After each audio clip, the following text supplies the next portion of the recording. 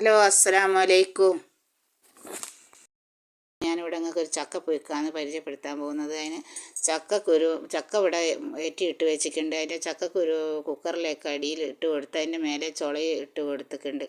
ഇനി അതിലേക്ക് കുറച്ച് ഉപ്പ് ഇട്ട് കൊടുത്തിട്ടുണ്ട്, പാകത്തിനുള്ള ഉപ്പ്. അതിൽ 1/4 ടീസ്പൂൺ മഞ്ഞൾപ്പൊടി, 1/2 ടീസ്പൂൺ മുളക് പൊടി ഇട്ട് പാകത്തിനുള്ള വെള്ളം ഒഴിച്ച് ഗ്യാസ് ഓണാക്കി കുക്കറൊന്ന് ഗ്യാസുമ്മേലേക്ക് വെച്ച് കൊടുക്കുക. ഇനി അതൊന്ന് വെന്ത് വന്നതിന് ശേഷം നമുക്കൊന്ന് ഇളക്കി വെക്കുക.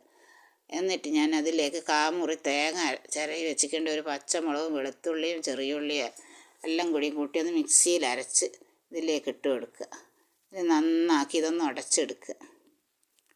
ഉടച്ചെടുത്ത് നന്നാക്കി ഉടഞ്ഞ് വന്നതിന് ശേഷം കരിവേപ്പിലയിട്ട് നന്നാക്കി ഉടച്ചെടുത്ത് നമുക്കൊന്ന് ഒരു പാത്രത്തിലേക്ക് കുറച്ച് കോരിയിട്ടെടുക്കുക. ഇനി നമുക്ക് ലേശം മോര് തയ്യാറാക്കണം. അതിന് പച്ചമുളകും കറിവേപ്പിലയും ഉള്ളിയെല്ലാം